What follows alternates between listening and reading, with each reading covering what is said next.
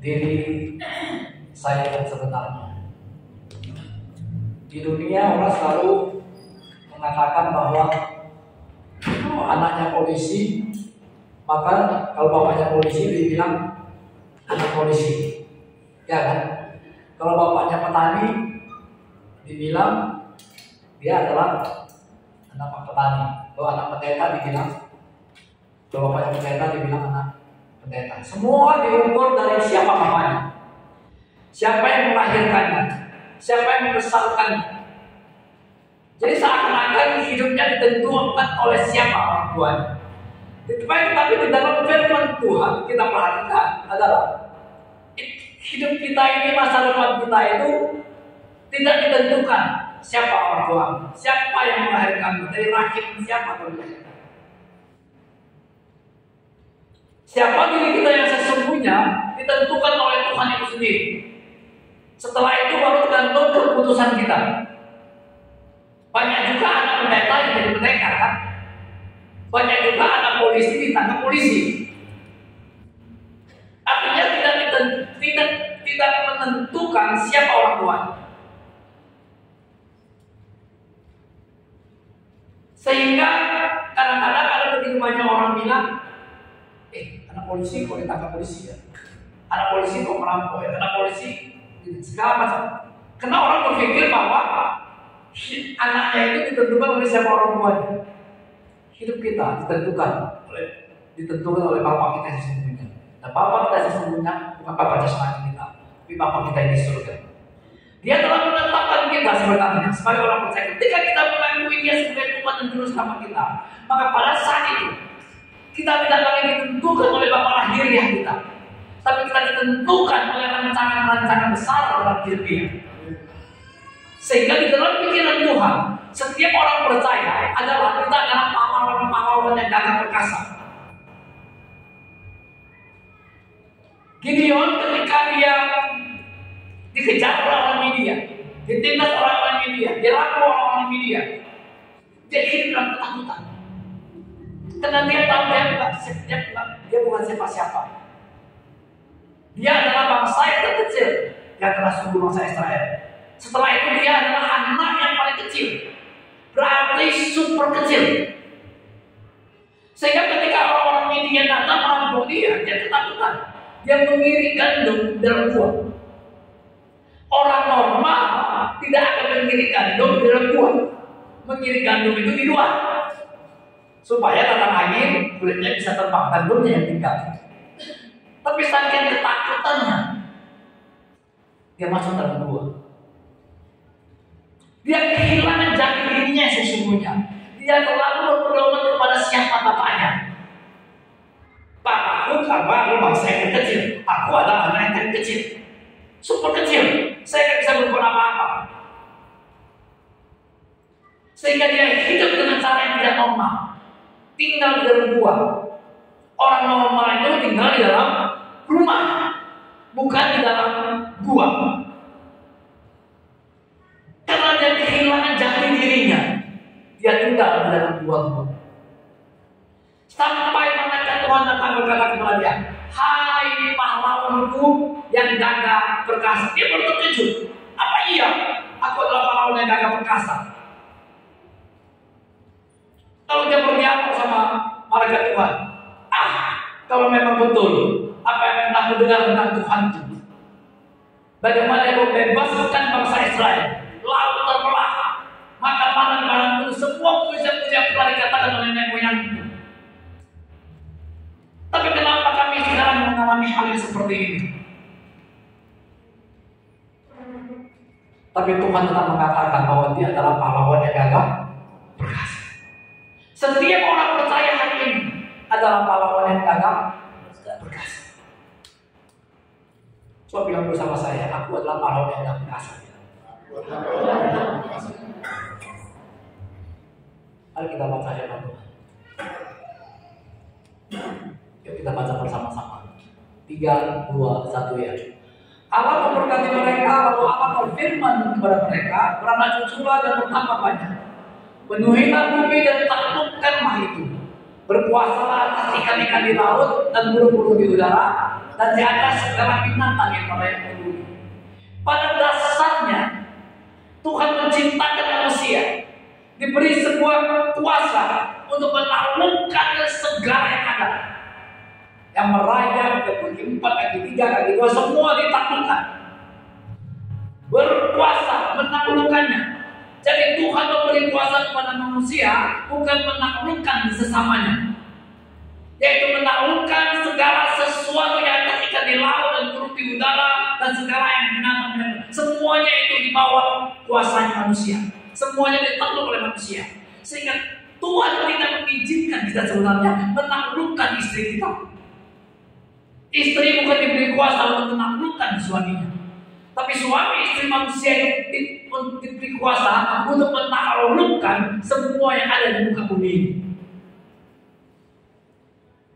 Ada sebuah kuasa yang sangat supernatural, tapi sayang manusia memilih sebuah keputusan yang salah. Sehingga dia bukan menaklukkan, tapi dia ditaklukkan. Manusia menjadi begitu tidak berdaya, kehilangan kuasa itu. Tapi ketika Yesus datang mati kayu salib, dia kembalikan kuasa itu kepada manusia, sehingga kita selayaknya adalah pahlawan yang gak perkasa di benak Tuhan. Orang tua kita tidak menentukan. Jangan kecil hati kalau orang tua kita supir taksi. Jangan kecil hati kalau orang tua kita begini, orang tua kita begono, tidak. Karena pada dasarnya ketika kita menjadi orang percaya, kita telah menjadi pahlawan yang perkasa di mata Tuhan. Sekalipun ayahmu dan ibumu tidak menghiraukan kamu, di mata Tuhan engkau tetap pahlawan yang dalam perkasa. Daud berkata dalam Mazmur 27, sekalipun ayahku dan ibuku meninggalkan aku, tetapi Allah tidak pernah meninggalkan aku. Dengan kata lain, Tuhan menentukan hidup kita bukan berdasarkan dari siapa kamu lahir. Tuhan menentukan hidup kita tergantung sejauh mana engkau percaya, engkau mengenal jati dirimu. Marilah hari ini kita benar-benar mengenal jati diri kita. Diri kita bukan manusia biasa. Ketika kita percaya pada satu sistem, bukan sistem dunia ini, kita percaya pada sistem Raja Allah. Ini kita belum diri biasa-biasa. Ada sebuah kuasa, ada kekuatan supernatural menyertai kita.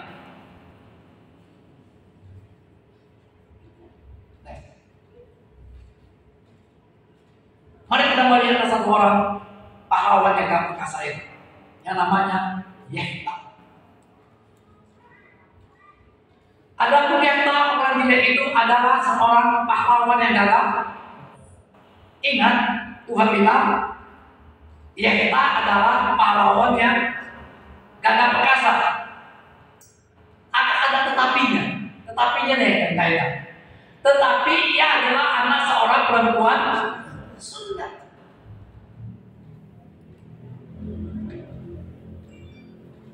Di mata Tuhan, dia adalah pahlawan yang gagah perkasa. Tapi dia anak seorang pelacur kerajaan Mesir. Orang bilang itu anak haram. Makanya saya bilang saya tidak setuju ada anak haram di muka bumi ini. Bagaimanapun kau lahir, dari ibu yang manapun kau lahir, dari siapapun kau lahir, tidak ada anak haram. Semuanya adalah rekayasa Tuhan. Ada tangan Tuhan Yesus sehingga kau bisa lahir. Yang tak ada sama di mata Tuhan sudah berkata perkasa. Tetapi dia anak perempuan Sunda. Ayah yang tak ialah Julia. Juga istri Gilead melahirkan anak laki-laki baginya. Setelah besar anak-anak istrinya ini, maka mereka mengusir Yefta, katanya kepadanya, engkau tidak mendapat milik pusaka dalam murah kami, sebab engkau anak dari perempuan lain. Maka larilah Yefta dari sana tahun itu dan diam di tanah Tob. Di sana berkumpullah kepadanya petualang-petualang yang pergi merampok bersama-sama dengan Di dalam diri dia, di dalam jati diri dia, dia punya sebuah kekuatan yang sangat supernatural. Dia punya kekuatan yang sangat luar biasa. Semuanya itu adalah Tuhan yang menaruh di dalamnya. Sehingga di mata Tuhan, dia adalah pahlawan yang gagah perkasa. Tuhan persiapkan dia untuk membebaskan bangsa Israel. Sejak dia lahir, Tuhan sudah persiapkan itu. Tapi sengaja Tuhan lahirkan dia dari seorang perempuan, seorang pelacur. Makanya melihat orang, menilai orang, tidak boleh tidak menilai keluarganya dari siapa terlahir, siapa orang tuanya.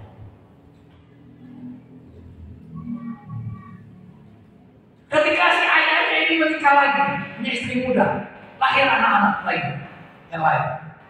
Ini adalah pernikahan resmi. Setelah anak-anaknya besar, anak-anak mengusir Yefta. Pergi kau ke rumah kami. Dengan kata lain, engkau anak dari perempuan lain. Engkau bukan anak dari ibu kami. Kita tahu kita tidak mencatat, tapi saya percaya si adik-adik ini jadi pasti mengatakan, engkau anak perempuan juga. Dibully setiap hari, dihina setiap hari. Sampai akhirnya dia sakit hati. Lalu dia keluar, meninggalkan rumahnya.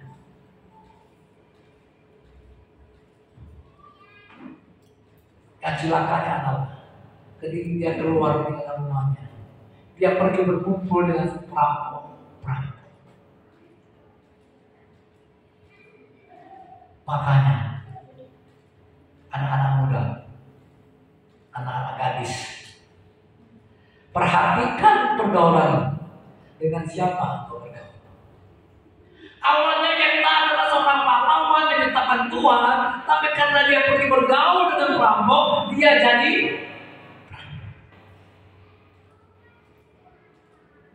ketika kita bergaul, kita lihat.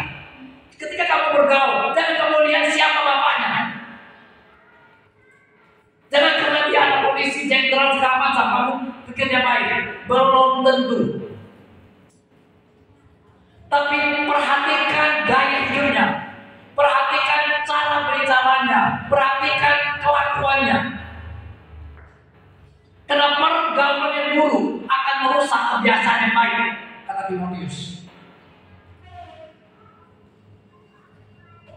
Hati-hati bergaul.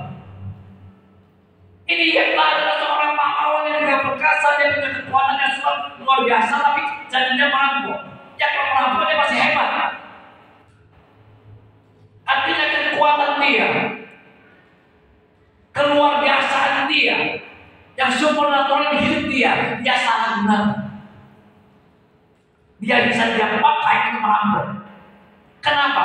Karena dia bergaul dengan para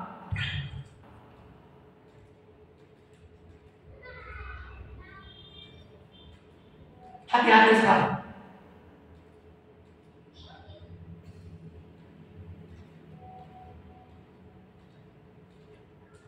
Tuhan punya rencana yang besar atas hidup kita. Sekalipun orang tua kita luar biasa-biasa. Yefta ibunya bukan orang biasa, dan bukan hanya orang biasa-biasa lagi. Minus, betul nggak? Kerja ibunya itu pelacur. Yang sangat dihina kalau zaman sekarang ini, apalagi zaman dulu. Tapi di mata Tuhan, dia adalah pahlawan. Hingga satu hari, bangsa Israel ditindas. Nggak ada orang bisa menang dalam peperangan. Nggak ada orang bisa membela bangsa Israel. Yuk coba kita lihat sebelum ini. Kata orang Israel kepada Tuhan, kami telah berbuat dosa. Lakukanlah kepada kami segala yang baik di matamu. Hanya tolonglah kiranya kami sekarang. Dan mereka menjauhkan para orang asing di tengah-tengah mereka. Lalu mereka beribadah kepada Tuhan. Maka Tuhan tidak dapat lagi menahan hatinya melihat kesukaran. Ada sebuah dosa besar di bangsa Israel. Apa masalah mereka apa? Mereka tidak lagi menyembah Tuhan. Mereka menyembah berhala-berhala. Dan selalu kita maki-maki. Raja muncul yang baik, bangsa Israel menjadi makmur. Nanti bangun lagi sebuah generasi yang jahat. Tuhan menyerahkan bangsa Israel kepada orang bangsa lain, kepada musuh. Bangsa Israel kalah. Tapi lahir lagi yang takut akan Tuhan. Robohkan lagi berhala, bangsa Israel. Dan begitulah siklus itu terjadi terus sepanjang masa raja-raja pada masa itu. Terus berlaku seperti ini. Dan tidak makin-makin selalu seperti itu berulang-ulang. Nah, sampailah kepada di sini bangsa Israel menyembah berhala. Kemudian Bani Amon dikerahkan dan berkemah di Gilead. Sedang orang Israel berkumpul di kemah di Mispa. Maka para pemimpin bangsa Gilead berkata kepada kepada yang lain, siapakah orang yang berani memulai peperangan melawan Bani Amon ini? Dialah yang harus menjadi kepala atas seluruh penduduk. Siapa yang berani melawan Bani Amon? Gak ada satu orang pun yang berani melawan. Sama halnya ketika Gideon, mereka ketakutan. Setiap bangsa Israel menabur, ketika mau panen, datang orang Midian yang panen. Mereka yang menabur, orang Midian yang panen.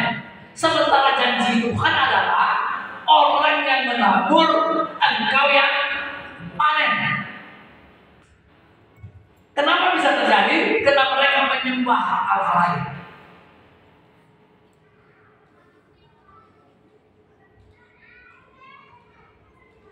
Ketika zaman masa yang juga hal yang sama terjadi. Kenapa? Karena mereka menyembah hal lain. Setelah mereka sudah dalam kesukaran, mereka terjepit, nggak bisa apa-apa lagi. Mereka datang kepada Tuhan, minta tolong sama Tuhan, sampai Tuhan tidak sanggup lagi melihat bangsa Israel tertindas.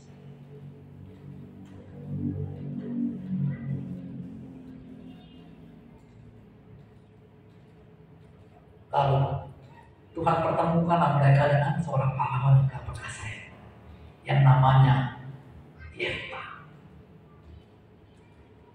Apakah Yefta lahir di Saganda?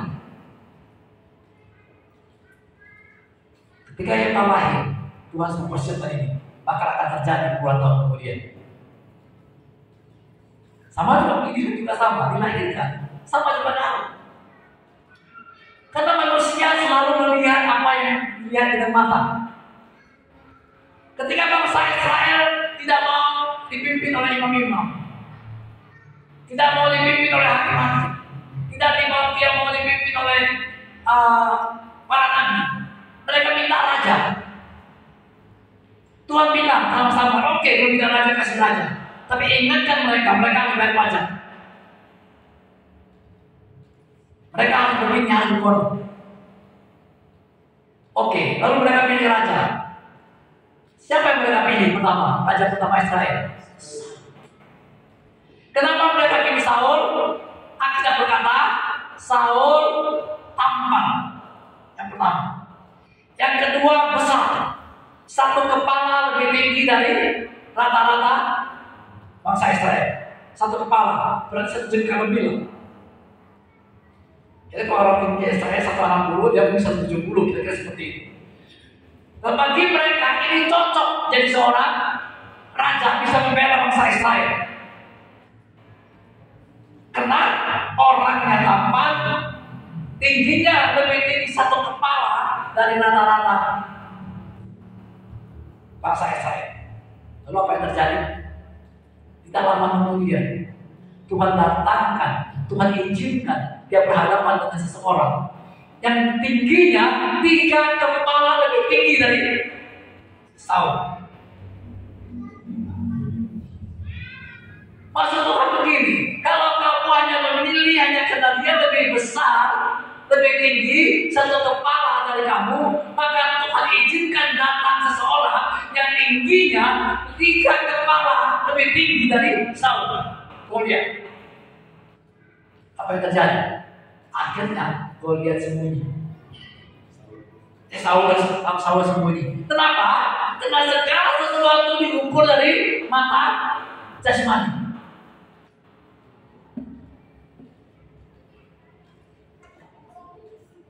Bahaya bagi kita kalau kita mengukur segala sesuatu dari jasmani. Engkau bisa bilang ini orang lebih tinggi satu kepala dari rata-rata. Tuhan izinkan kau berhadapan dengan orang yang 3 kepala lebih tinggi daripada kamu. Lalu akhirnya Tuhan datang lagi seorang yang kecil. Wajahnya masih kemerah-merah untuk mengalahkan yang besar dan 3 kepala lebih. Tuhan ingin memberikan kepada Tuhan tidak butuh badanmu yang besar. Yang Tuhan butuhkan adalah engkau kenal jati dirimu yang sesungguhnya. Makanya anak-anak kita perlu kita selalu bilang sama dia. Apalagi yang masih kecil-kecil. Ingatlah, kamu adalah pahlawan yang dengan perkasa dengan Tuhan.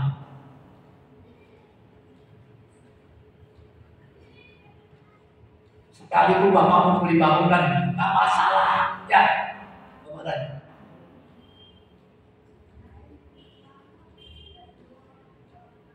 Sekalipun Bapak mau pendeta, tapi percayalah, di mata Tuhan, engkau adalah pahlawan yang sangat perkasa. Kapan itu muncul? Sampai saat nanti orang membutuhkanmu. Tuhan akan izinkan dari suatu saat terjadi di mana orang sangat membutuhkanmu. Jangan keluar yang gagal kecuali kamu datang kepadamu. Pada saat itu kamu sadar ternyata aku adalah pahlawan yang sangat perkasa. Mungkin dimulai dari keluargamu dulu, atau lingkunganmu, atau saudara-saudaramu yang pernah menghina kamu, yang pernah melecehkan kamu. Tuhan izinkan dari suatu saat berbuat yang terdesak sampai dia membutuhkan engkau. Sama ketika mereka mengusir Jepta dari rumah, sampai Tuhan izinkan sesuatu terjadi. Orang Ammon menyerang mereka. Mereka nggak tahan lagi, nggak bisa lagi bertahan. Mereka sadar yang mereka sembah itu salah.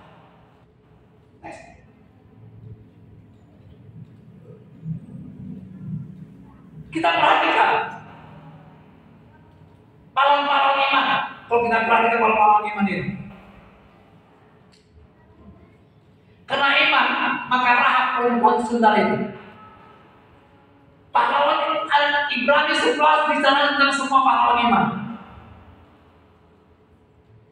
Rahab siapa? Seorang pelacur. Tapi di mata Tuhan dia pahlawan iman. Sehingga namanya tercatat di kitab Ibrani 11. Kenapa dia menjadi seorang pahlawan? Dia menyembunyikan dua pengintai yang dikirim oleh Joshua. Resikonya besar. Pertama, dia akan disebut pengkhianat.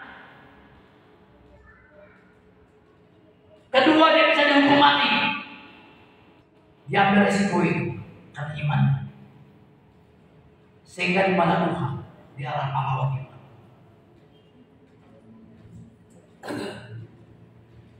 Apalagi yang harus aku sebut, sebab aku akan kurang waktu apabila aku hendak menceritakan tentang Gideon, Barak, Simpson, Jepta, Daud, Samuel, dan perangan.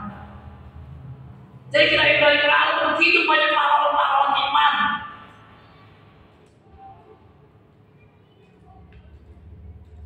Dan nama-nama pahlawan iman di sini ada orang-orang yang termasuk anak-anak pelacur. Paling tidak kita ada dua, Jepta sama Rahab. Rahab sendiri pelacur, Jepta anak pelacur. Tapi namanya masuk dalam deretan para pahlawan iman di kitab Ibrani.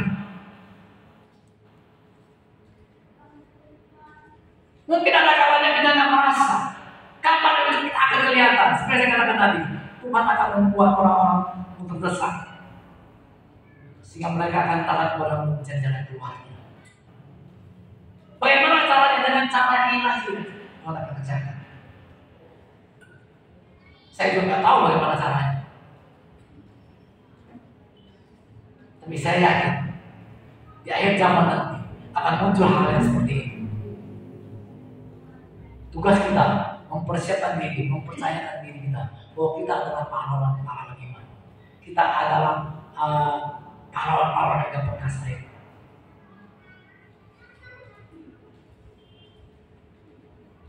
Istilahnya kita bukan lagi cari jalan keluar, tapi kita jalan keluar itu. Kita bukan mencari jalan, tapi kita jalannya.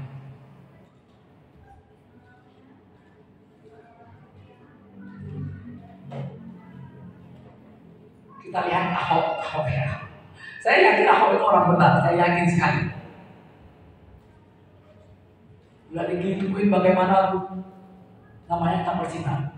Kabar-kabarnya sih, kabarnya akan diutus sama Megawati untuk mencalonkan diri di Gubernur Sumatera Utara. Nah, seru itu. Berhadapan aja dengan menantu Pak Jokowi ya. Kita lihat. Karena mesti ada satu orang yang solusi untuk mengatasi masalah bangsa kita ini.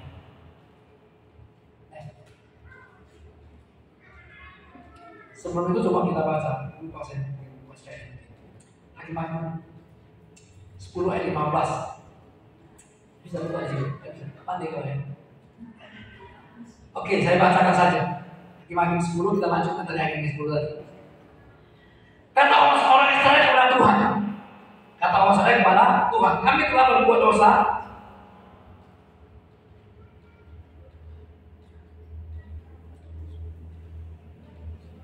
Kami telah berbuat dosa. Lakukanlah kepada kami segala yang baik di matamu. Hanya tolonglah kiranya kami sekarang ini. Dan mereka menjauhkan para Allah asing di tengah-tengah mereka. Lalu mereka beribadah kepada Tuhan. Maka Tuhan tidak dapat lagi menahan mereka. Kemudian Bani Amon dikerahkan ke kemah Gilead. Sedang orang-orang Israel berkumpul di perkemahan di Mizpah. Maka para pemimpin bangsa Gilead itu berseru kepada mulai. Siapa orang yang berani memulai peperangan melawan Bani Amon? Dialah orang yang akan menjadi kepala atas.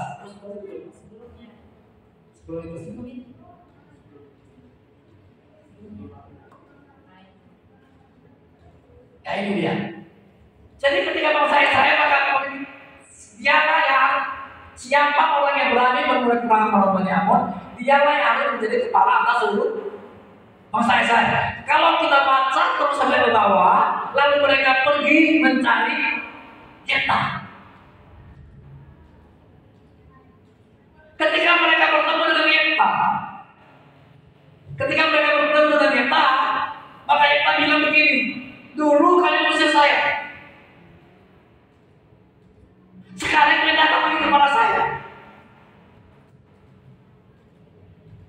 Yang luar biasa yang Yefta adalah, saya lupa munculkan ayatnya, nanti cuma baca di rumah. Yang luar biasa Yefta adalah, lalu Yefta membawa semua perkara ini. Sekalipun dia menjadi perampok, hati yang tetap melekat kepada Tuhan.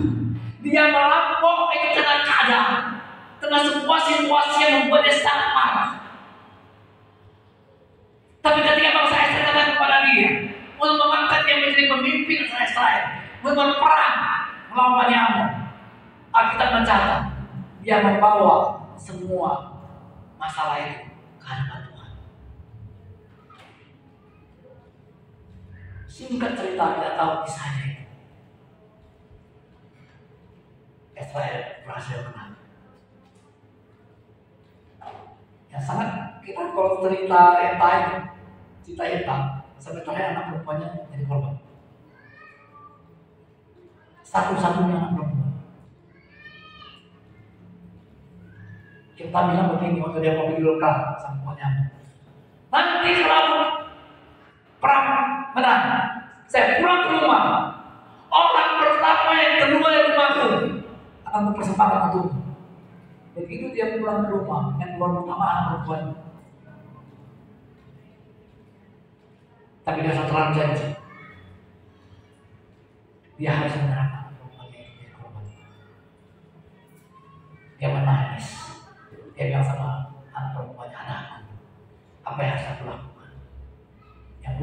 saja anak perempuannya rela. Apa? Kalau itu sudah kau janji sama Tuhan, lakukan. Tapi sebelumnya, izinkan aku dulu berpesta pora bersama dengan teman-teman. Itu iman Eva yang sangat luar biasa.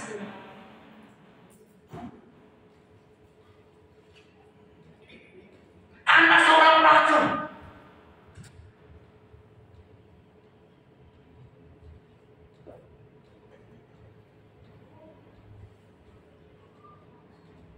Kita harus senantiasa mengimajinasikan hidup kita bahwa saya adalah anak-anak alam Ahawan yang dalam.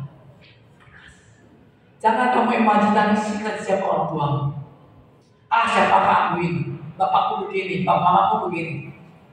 Bapakmu, mamamu tidak menentu.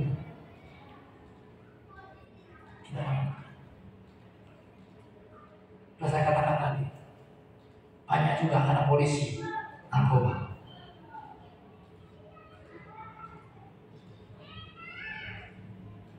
Banyak juga sekarang obat masuk penjara. Anaknya jadi minggat. Pasti kan? Tentu itu. Lupakan itu. Engkau percaya pada dirimu sendiri bahwa engkau adalah pahlawan yang dalam perkasa, yang Tuhan mempersiapkan di suatu saat di mana ada banyak manusia yang membutuhkanku. Sama seperti kita, Tuhan membuat sesuatu sampai bangsa Israel membutuhkan Dia.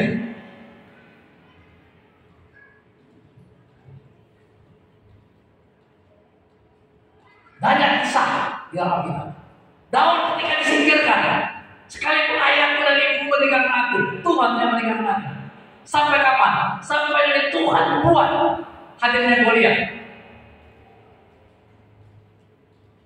Kenapa manusia selalu ingin melihat yang hebat dari sudut matanya? Oh, Saul besar, satu kepala di atas rata-rata orang Israel. Tuhan izinkan berhadapan dengan Goliat. Lebih tinggi. Kalau tinggi kepalanya sangat besar berarti. Yang ada adalah ketakutan. Bangsa Israel diintimidasi 40 hari 40 malam. Ini dikasih sama Goliat. Bangsa Israel, keluar kalian satu-satu lawan satu. Siapa yang mau hadir ke bawah saya? Siapa yang berani? Raksasa pakai ketopong lagi, gak ada celah yang bisa bunuh dia.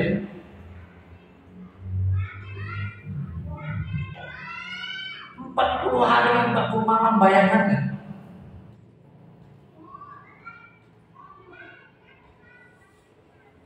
Dan cara Tuhan menghadirkan Daud sederhana. Kasih kirim tantangan makanan, pergi kasih makan abang. Emangnya abangnya gak ada makanan di sana? Itu hanya cara Tuhan supaya Daud bisa bertemu dengan Goliat. Bayangkan sudah 40 hari 40 malam, baru Isai bilang, bawa makanan ke abangmu di dalam perang sana. Kenapa gak dari awal? Udah 40 hari 40 malam, abangnya gak pulang, berondong terus di situ, gak berani bergerak, diintimidasi sama Goliat. Begitu Daud datang, jumpa sama abang-abangnya, ini makanan bang, kurang ajar kau. Aku tahu keberanianmu, tapi kau kemarin mau cari mati. Udah bangun-bangun bawa orang tangan, kasih makan, marah. Kenapa kau marah-marah Daud? Aku datang ini bawa makanan untuk kalian.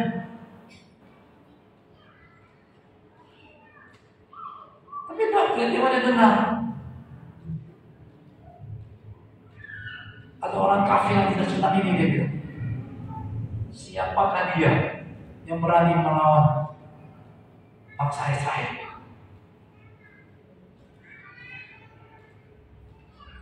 Lalu dia tanya, siapa itu? Oh, itu Goliat.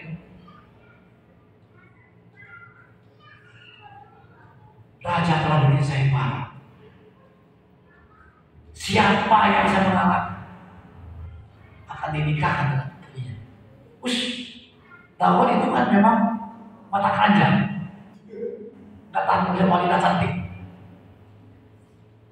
Begitu mendengar siapa yang bisa mengalahkan Goliat dapat putri raja, wah itu boleh juga ya.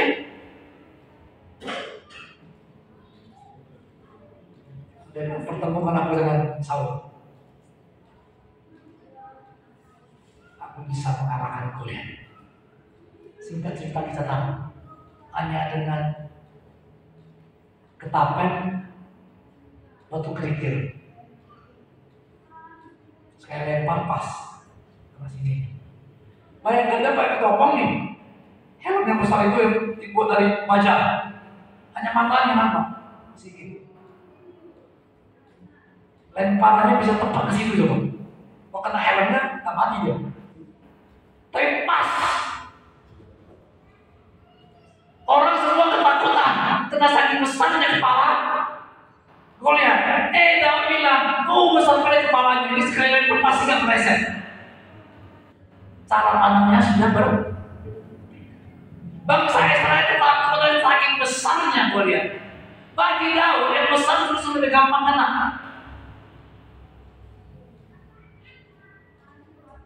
Bisa kita melihat sesuatu seperti Daud melihat. Jangan kamu melihat musuhmu terlalu besar. Bilang yang besar itu musuh lebih gampang kena. Karena sekali lempar itu nggak mungkin meleset karena besar.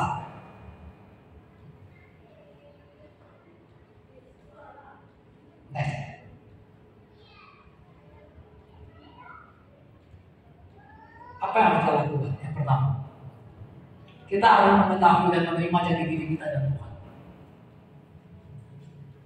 Dari Paulus seorang rasul bukan karena manusia, juga bukan oleh karena manusia, melainkan oleh Yesus Kristus dan Allah Bapa yang telah membangkitkan dari termati.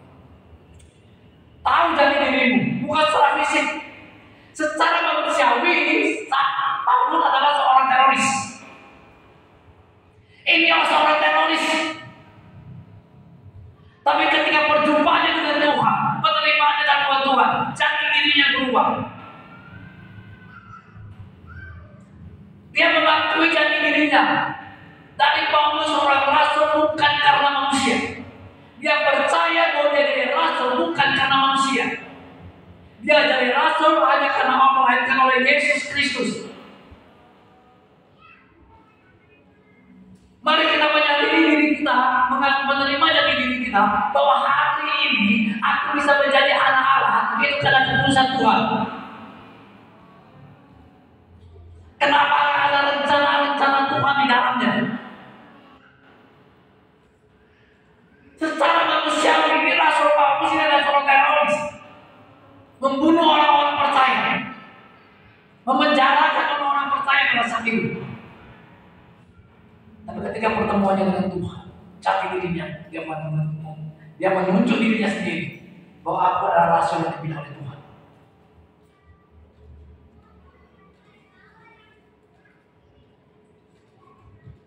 Kan dari tadi kan jadi rasul.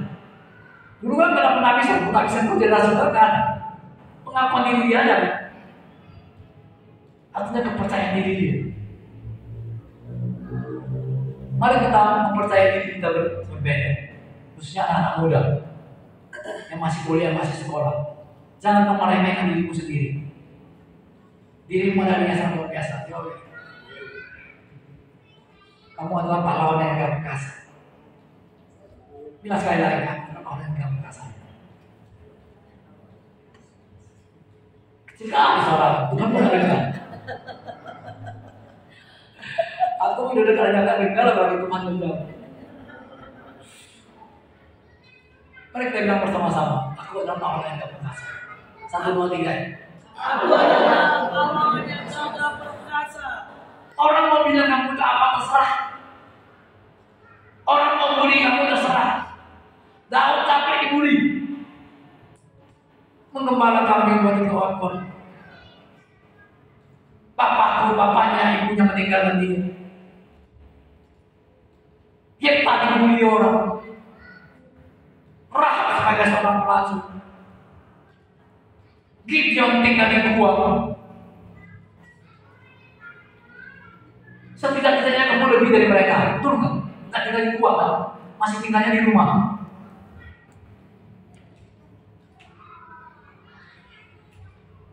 Kalau yang mereka saja bisa seperti itu, apalagi kita? Terjadi dalam kehidupan kita itu apa?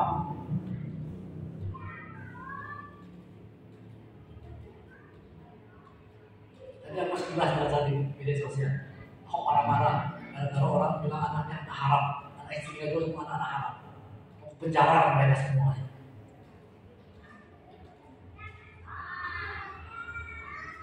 Bagi saya, orang yang gampang kali mengatakan anak haram, nggak mengetahui isi Alkitab, terlalu rohani dia. Orang yang terlalu rohani membutakan dirinya untuk ajaran kita. Nah, orang-orang seperti itu yang gampang digoyah. Sekarang muncul lagi nih pengajaran baru yang dipimpin oleh orang Korea. Apa namanya? Tim hemat. Keselamatan nggak cukup sama Yesus, harus lewat dia lagi. Baru bisa. Indonesia udah mulai masuk.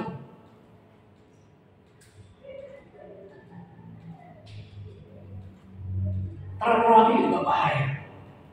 Akhirnya apa terjadi apa? Kita menghakimi orang. Bukan berarti saya setuju yang macam-macam itu, enggak.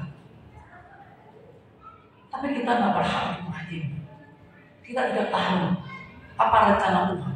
Karena saya sangat percaya sekali, setiap kelahiran manusia itu punya rencana Tuhan, kan? Masih ada rencana Tuhan yang besar.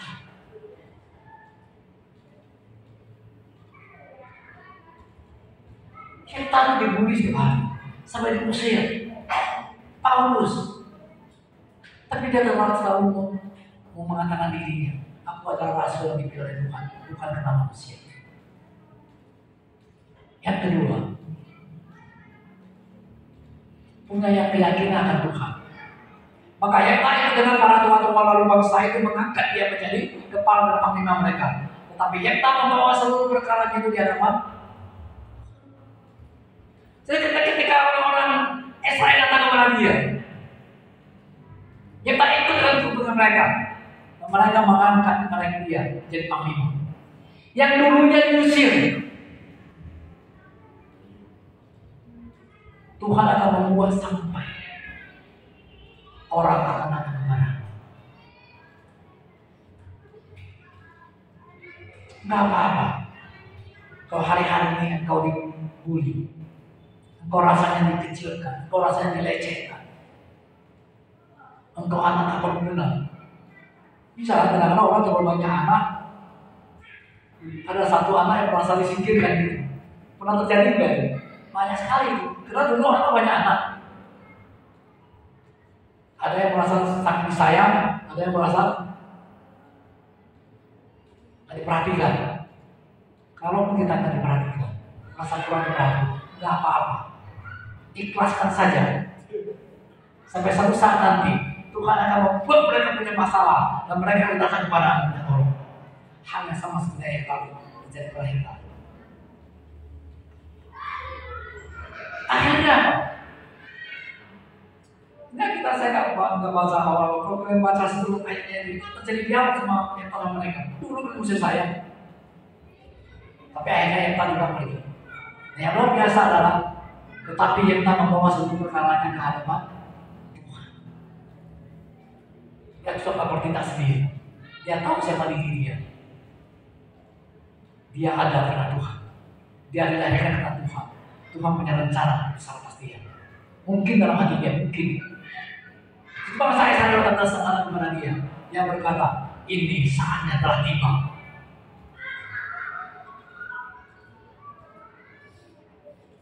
bahwa aku adalah pahlawan yang gagah perkasa.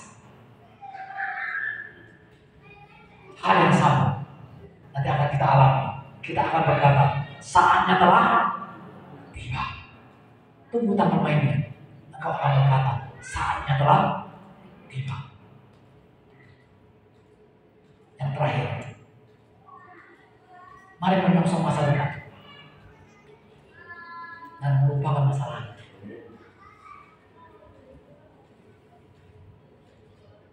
Kalau kita melihat masa lalunya, dia akan gagal. Gideon pernah melihat masa lalunya. Aku adalah bangsa yang terkecil dan anak terkecil pula. Siapa kamu? Ya Tuhan. Dari malaikat Tuhan akan berkata, engkau adalah pahlawan yang gagah.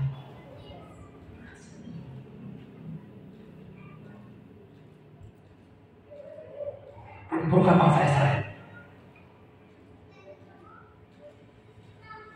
Seorang yang bangsa di antara bangsanya adalah suku yang terkecil. Lalu anak yang terkecil dari keluarganya. Perhatikan super kecil dulu. Ketika Tuhan suruh dia mengumpulkan orang, gampang ini. Siapa mau dengar? Siapa kamu?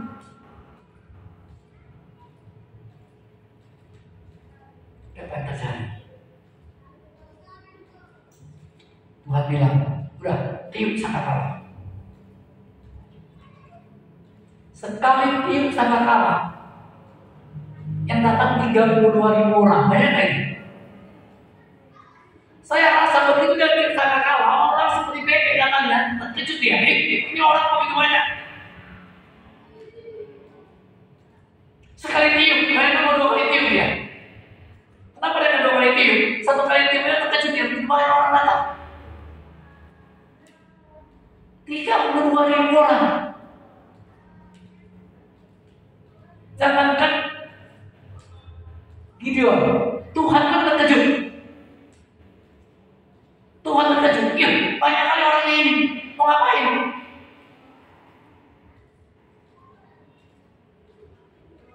Tuhan bilang sama Gideon begini, udah tanya sama mereka yang takut dan gentar pulang.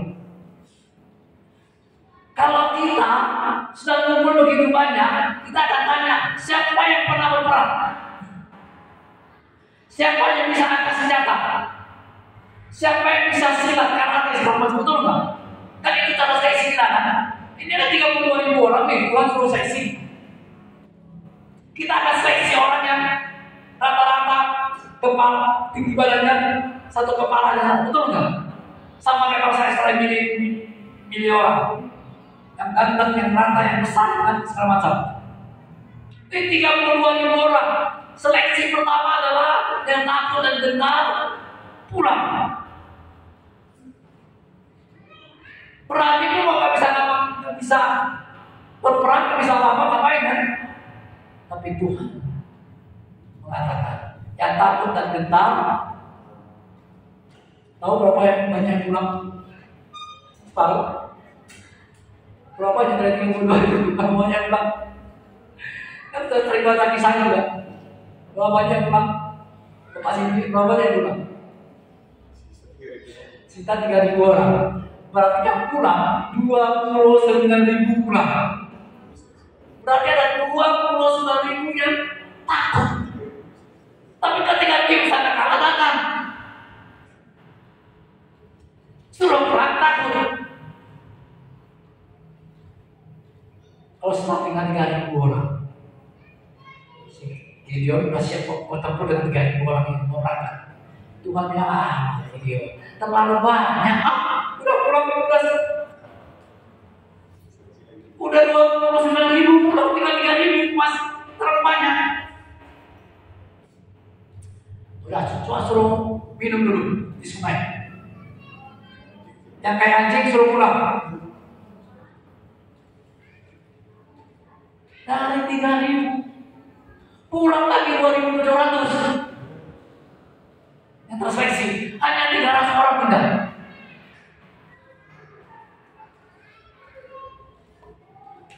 Lalu kata Tuhan, dengan 300 inilah aku membawa engkau berkemenangan.